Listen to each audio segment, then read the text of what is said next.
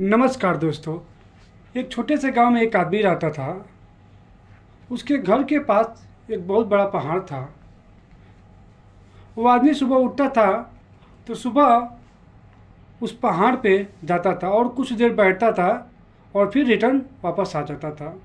उसका डेली का यही काम था। एक दिन सुबह हुआ, वो जा ही रहा था पहाड़ पे, तब तक उसका बेटा पीछे से आकर उसका हाथ पकड़ लेता है और जिद करने लगता है कि मैं भी चलूँगा। पिताजी उसे बहुत समझाने की कोशिश करते, नहीं तुम नहीं चल पाओगे, वो छोटा रास्ता है और टेढ़ा मेढ़ा है, पहाड़ की चढ़ाई बहुत लंबी है। क्योंकि जिद के कारण उसके पिता लड़के को साथ ले जाने के लिए राजी हो जाते हैं और उसके पिताजी अपने बेटे का हाथ कस के पकड़ लेते हैं, क्योंकि लेफ्ट साइड में खाई थी और राइट साइड में पहाड़ था। थोड़ा भी इधर उधर होता तो लड़का खाई में गिर सकता था। उसके पिताजी उसका हाथ कस के पकड़ लेते हैं। वे दोनों धीरे धीरे पहाड़ की चोटी पर पहुंचने ही वाले थे, तब तक रास्ते में एक बड़ा सा पत्थर आया। उसके पिताजी डेली जाते थे, रोज जाते थे, तो उनको मालूम था कि यहाँ पे पत्थर है। नजर उस पत्थर पर नहीं गया और वो लड़की का उसके अंदर से चीख निकली।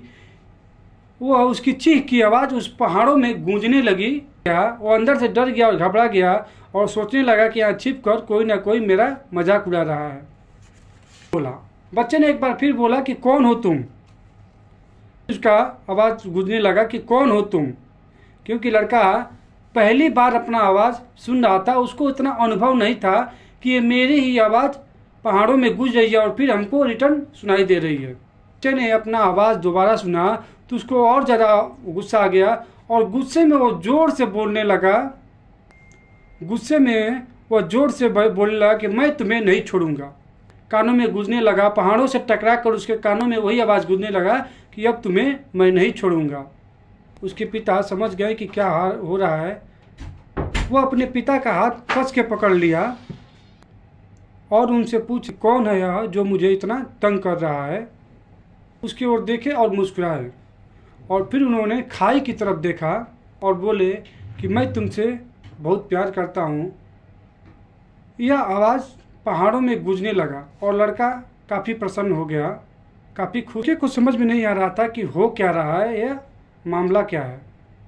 इसके पिता ने अपने बच्चे को समझाया कि ये आवाज़ जो तुम सुन रहे हो यह किसी और की नहीं है, यह तुम्हारी ही आवाज़ है जो कि पहाड़ों में गूंज रही है और तुम्हें सुनाई दे रही है। तुम बोल रहे हो ठीक वैसा ही सुनाई दे रहा है। अगर तुम कुछ भी गुस्से से कहोगे, चिल्लाओगे, तो ठीक वो पहाड़ों में गूंजकर तुम्हें गुस्से से ही सुनाई देगी। अगर प्यार से कहोगे तो ठीक उसी प्रकार पहाड़ों में गूंजकर वो प्यार से ही आवाज़ सुनाई देगी तुमको। जैसा तुम अपने ज़िंदगी के बारे में, अपने जीवन के बारे में सोचोगे वैसा ही तुम्हें मिलेगा।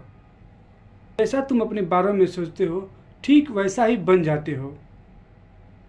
बारे में अपनी को कोसते रहोगे कि मेरी ज़िंदगी बर्बाद खराब है, तो सही में तुम्हारी ज़िंदगी खराब ही हो जाएगी।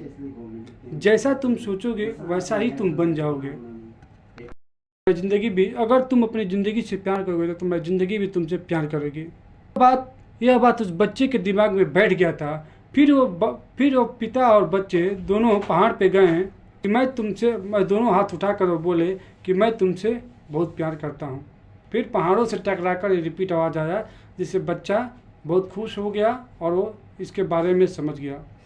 दोस्तों, तो यह कहानी का श्रेय है कि जैसा सोचोगे वैसा बन जाओगे। आपका सोच ही आपको बड़ा बनाएगा और आपकी सोच ही आपको छोटा बनाएगा। जैसा हम सोचेंगे वैसा हम पाएंगे। ओके दोस्तों, जय हिंद, जय भारत।